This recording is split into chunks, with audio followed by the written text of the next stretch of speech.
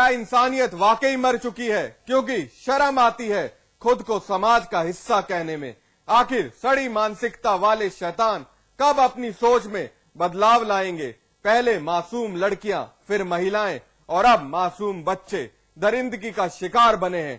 एक नहीं बल्कि 7 मासूम बच्चे। बुलंदशहर एसएसपी कार्यालय के बाहर एक नहीं बल्कि 5 बच्चे इंसाफ की गुहार लगा रहे हैं।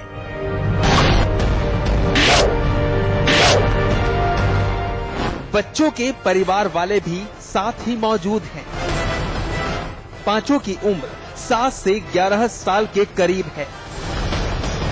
पांचों बेहद खौफजदा हैं। खौफ की वजह सुन आपका सर भी शर्म से पानी पानी हो जाएगा। बच्चों की मासूमियत से खिलवाड़ हुआ है। जहन पर वो घिनौने जख्म दिए गए हैं जिनको ये बच्चे अपने दिल से ताउम्र निकाल नहीं सकते।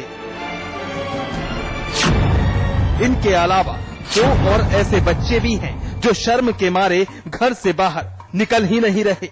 शैतानों की वहशी करतूत से इलाका भी सन्न है कि क्या इंसानियत वाकई मर चुकी है। काला नंगला के ही 2 दबंगों ने बंदूक की नोक पर वो सब कुछ किया जिसकी इजाजत हमारा समाज नहीं देता। शैतान गुल्लू और सोनू ने बच्चों से अप्राकृतिक कुकर्म किया। सुनिए जरा पीड़ित बच्चों की कहानी खुद उन्हीं की जुबानी। अपने पैंट उतार, पैंट नहीं तो हमने कहा ऐसे काम नहीं करते हैं, तो हमें तमंचा दिखा रहे थे। फिर हमारे गल गंदे कैसे वैसे कर रहे थे, हमने कहा नहीं करते हैं। और फिर भी जबरदस्ती हमारे हाथ बांध के और कर रहे थे हमारे में। उन्होंने हमारे गल बदतमीज की पैंट उतरवाई, हम नहीं उतार रहे थे तो हाथ बांध के उन्होंने हमारे गल जबरदस्ती उन्होंने हमारे बदतमीज किया था। 7 बच्चों के साथ? 7 के साथ। इन बच्चों का बयान सुन यकीनन आपका दिल भी उन शैतानों को कोस रहा होगा। अभी तक मासूम लड़कियां, बहू बेटियां और अब लड़के दरिंदगी का शिकार हुए हैं। अब तो हद हो गई है। दरअसल बुलंदशहर की कोतवाली सिकंदराबाद के रहने वाले 7 मासूम गांव के ही एक ट्यूबवेल पर नहाने गए हुए थे।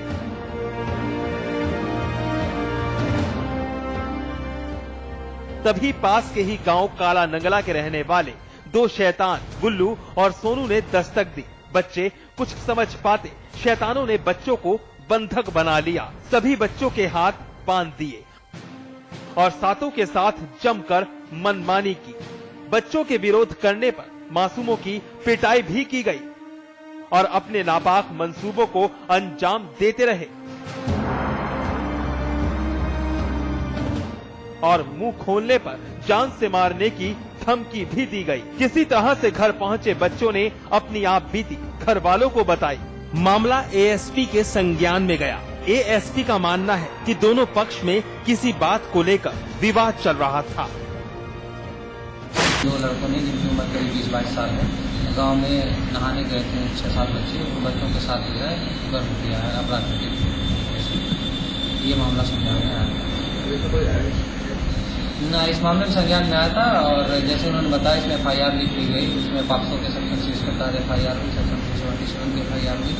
फिर बच्चों का मेडिकल कराया गया। मेडिकल रिपोर्ट में ऐसे किसी भी तथ्य की पुष्टि नहीं हुई है, कोई इंजरी नहीं आई। फिलहाल पुलिस तफ्तीश की बात बोल रही है। पीड़ित परिजनों की तहरीर पर पुलिस ने मुकदमा दर्ज कर लिया है और बच्चों को मेडिकल जांच के लिए भेजा गया है। आरोपियों की धरपकड़ के लिए पुलिस ने टीम रवाना कर दी है। लेकिन एक बात तो वाकई तय हो गई है कि वाकई शैतानों की मानसिकता सड़ चुकी है। कपिल शर्मा, बुलंदशहर समाचार।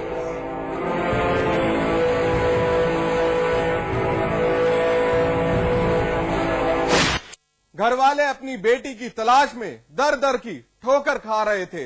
पुलिस से इंसाफ की गुहार लगा रहे थे। शादीशुदा बेटी पर पति ने चोरी का इल्जाम लगाया था। पुलिस इस केस की गुत्थी सुलझा रही थी। इसी कड़ी में पुलिस को कामयाबी हाथ लगी और एक साजिश का हुआ सनसनीखेज खुलासा।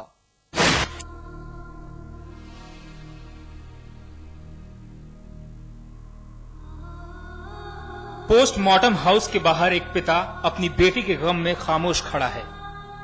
तस्वीर उसी बेटी की है जो दहेज की भेंट चढ़ गई। परिवार वाले बेटी के गम में तड़प रहे हैं। अतीत के कोने में दफ अपनी बेटी को याद कर रहे हैं। सफेद चादर से लिपटी लाश ममता की है, जिसको साजिश के तहत मौत के घाट उतार दिया गया। बेटी की जिंदगी हलाक करने वाला ममता का पति मंटू है। तस्वीर उसी जालिम पति मंटू की है जिसने लालच में अपनी ही पत्नी की हत्या करके शव को नहर में ठिकाने लगा दिया। सुनिए जरा एक शैतान पति की खूनी करतूत। थाना क्षेत्र से लेकर थाना नेबुआ नौरंगिया तक की सीमा से जो लगी नदियां हैं उसमें और अन्य जो संभावित स्थल हैं जहां पे उस महिला के होने की संभावना थी, तलाश शुरू की गई। एक सूचना पे विश्वास करके जब नदी में जाल आदि डाला गया तो इस महिला की डेड बॉडी उस नदी से प्राप्त हुई। मृतका के पति की एक चाल थी जो उसने अपने अपराध से बचने के लिए पहले ही एक एलिबाई तैयार करके थाने पे यह सूचना अंकित कराने की चेष्टा की। साल 2006 खड्डा थाना गांव लगड़ी विष्णुपुरा का बाशिंदा ओम प्रकाश ने अपनी बेटी की शादी की। हैसियत के लिहाज से बेटी को वो सब कुछ दिया जिसकी दरकार बेटी ममता को थी, लेकिन वक्त को कुछ और ही मंजूर था। जिस शख्स के हाथों में ओम प्रकाश ने अपनी बेटी को सौंपा वो शख्स दहेज का लालची निकला। पूरा परिवार ममता पर जुल्म ढाता। इस बात की जानकारी ममता के पिता को थी, लेकिन क्या करता, वक्त को शायद यही मंजूर था। रिश्ता बिगड़ने के डर से पिता ओम प्रकाश अपनी बेटी की दुर्दशा देखता, लेकिन हद तो तब हो गई जब ममता की हत्या करके उसके शव को नहर में ठिकाने लगा दिया गया और ममता को चोर साबित कर उसके पति ने उसी के खिलाफ थाने में तहरीर दी, लेकिन हकीकत से पर्दा उठ गया। रिश्ता की वजह से हमने कहा कि अगर FIR दर्ज करा रहे हैं इसके लिए तो हमारे रिश्तेदारी में खटास हो जाएगी, इसलिए हमने पुलिस को सूचित नहीं किया। उन्हीं के समझा करके बुझा करके किसी तरह से हम चले आते थे और वो मान भी जाते थे। फिलहाल पुलिस ने घर वालों की तहरीर पर मुकदमा दर्ज किया और मामले की तफ्तीश करते हुए ममता के शव को नहर से बरामद किया। ममता का चेहरा तेजाब से झुलसा हुआ था। जालिम पति ने अपने गुनाहों पर पर्दा डालने के लिए एक खूनी साजिश को अंजाम दिया। पुलिस ने कातिल पति के खिलाफ मुकदमा दर्ज कर लिया है और उसकी तलाश में दबिश डाल रही है। कातिल पति की करतूत ने साबित कर दिया कि ये लालच वाकई घर उजाड़ देता है। मनीष मिश्रा, कुशीनगर, समाचार प्लस। एनकाउंटर में आज बस इतना ही, लेकिन हमारी आपसे एक अपील, मुस्तैद रहिए जुर्म की हर उस दस्तक को सुनिए जो कभी भी आपकी दहलीज पर दस्तक दे सकती है। नमस्कार।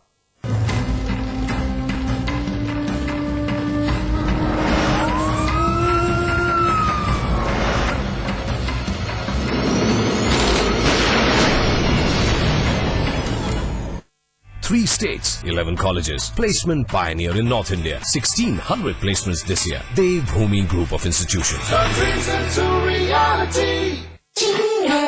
आज ली क्या? Interestingly,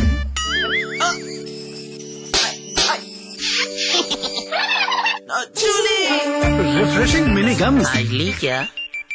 Fly me to the moon, let me swim among the stars. You are what I see, all that I worship. Fly me. North Eye, live closer to the moon. Supertech, yours for life. खोल दो इन खिड़कियों को, इन दरवाजों को, किसी को गुदगुदाओ, किसी को गोद उठाओ, गले मिलो, आंख मिलाओ, ताया ताई, मौसा मौसी, सबसे प्यार करो, रहो हमेशा पास पास। JB Institute of Technology, Dehradun, the best institute of engineering with best faculty and good infrastructure. JB Institute of Technology, inspiring minds, transforming lives. And at 72 Chakrata Road, Dehradun. इधर खड़े हम, उधर कुड़ी सोनी, मिट्टल में या डबके, एक कोई और था।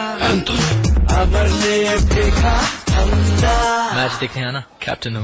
अमर का था यही धंधा, नाटक देखने आना, हीरो था सबसे गंदा। कॉन्सर्ट में आना, लीड सिंगर हो। और तुम? मैं?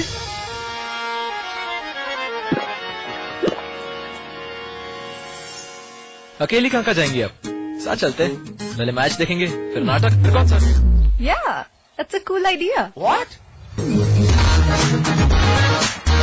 Sprite, चलो अपनी चाल। विराज कंस्ट्रक्शन प्रस्तुत करते हैं आपके शहर लखनऊ में फैजाबाद रोड पर संपूर्ण आवासीय योजना बीवीडी ग्रीन सिटी। निर्माण कार्य तीव्र प्रगति पर, आज ही संपर्क करें। जीत की खुशी पाने के लिए बहुत पसीना बहाना पड़ता है। सारी जरूरतों को भूलकर लक्ष्य को आंखों में बसाना पड़ता है। बेहतरीन समझकर मौके बनाने पड़ते हैं। यहाँ खिलाड़ी नहीं, उनके सपने लड़ते हैं। खेल की दुनिया की हर खबर जानने के लिए देखिए स्पोर्ट्स प्लस, रोजाना शाम 5:30 बजे और सुबह 9:30 बजे, सिर्फ समाचार प्लस पर। काफी मनमनौवल के बाद माना लाल कृष्ण आडवाणी ने पार्टी का फैसला, राजनाथ सिंह ने किया ऐलान, आरएसएस प्रमुख मोहन भागवत ने भी की आडवाणी से बात।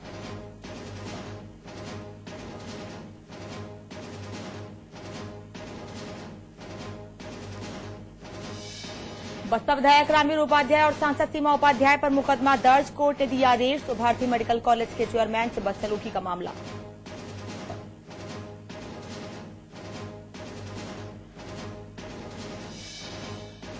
सीबीआई स्पेशल कोर्ट में राजा भैया के नार्को टेस्ट पर सुनवाई पूरी। 18 जून को वकील के साथ राजा भैया को कोर्ट में पेश होने का आदेश। फिरोजाबाद से बीएसपी के लोकसभा उम्मीदवार चौधरी बशीर पर पत्नी ने लगाया यौन शोषण का आरोप। बशीर के खिलाफ दर्ज करवाई दहेज उत्पीड़न, यौन शोषण और जान से मारने का मामला। मंत्रियों को नहीं सुनाई दे रही सीएम अखिलेश यादव की नसीहत। आजमगढ़ पहुंचे मंत्री राम सिंह राणा के काफिले की सभी गाड़ियों में लगी लाल बत्ती, जमकर किया हूटरों का इस्तेमाल। गाजियाबाद के महागुन मेट्रो मॉल का मैनेजर राजीव श्रीवास्तव गिरफ्तार। मॉल में शीशा गिरने से एक महिला और उसका बच्चा हुआ था जख्मी। प्रेमिका को घर से भगाने की कोशिश करना प्रेमी को पड़ा महंगा। लड़की के घर वालों ने मौके पर पकड़कर जमकर बरसाए लात घूंसे। शहर में 5 किलोमीटर तक आधा नंगा कर घुमाया। अलीगढ़ में बिजली की बढ़ी दरों के खिलाफ प्रदर्शन कर रहे कांग्रेसी कार्यकर्ता आपस में भिड़े, गाली गलौज के साथ की जमकर मारपीट। 27 दिन बाद जेल से रिहा हुए सट्टेबाजी में फंसे तेज गेंदबाज श्रीसंत। तिहाड़ से बाहर निकलने के बाद बोले श्री, मुझे कानून पर पूरा भरोसा।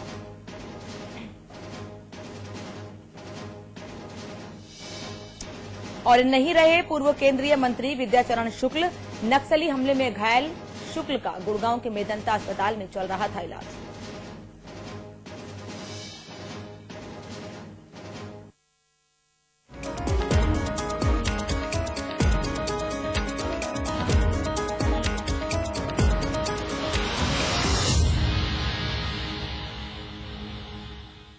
लालकृष्ण आडवाणी के इस्तीफे को बीजेपी संसदीय बोर्ड ने किया नामंजूर। नरेंद्र मोदी की बीजेपी चुनाव प्रचार अभियान समिति के अध्यक्ष पद पर ताजपोशी के बाद दिए गए लालकृष्ण आडवाणी के इस्तीफे को बीजेपी संसदीय बोर्ड ने नामंजूर कर दिया है। इसका ऐलान खुद पार्टी के अध्यक्ष राजनाथ सिंह ने आडवाणी के आवास पर किया। राजनाथ सिंह ने यह भी कहा कि आडवाणी की चिंताओं पर पार्टी विचार करेगी। उन्होंने यह भी बताया कि आडवाणी से आरएसएस प्रमुख मोहन भागवत ने भी बात की है। बीजेपी के अध्यक्ष राजनाथ सिंह ने आडवाणी के घर पर जब इस संबंध में बयान दिया तो आडवाणी खुद उस समय मौजूद नहीं थे। हालांकि उन्होंने इस पर सफाई दी और ये भी कहा कि जब वह मीडिया को संबोधित कर रहे हों, ऐसे समय में आडवाणी का उनके बगल में बैठना मर्यादा के अनुकूल नहीं होगा। राजनाथ सिंह ने कहा कि आडवाणी जी से हमने कहा है कि आज भी हमें आपके नेतृत्व की आवश्यकता है। उन्होंने कहा कि पार्टी का जो भी निर्णय होगा उसे आडवाणी मानेंगे। उन्होंने खुद ये कहा है।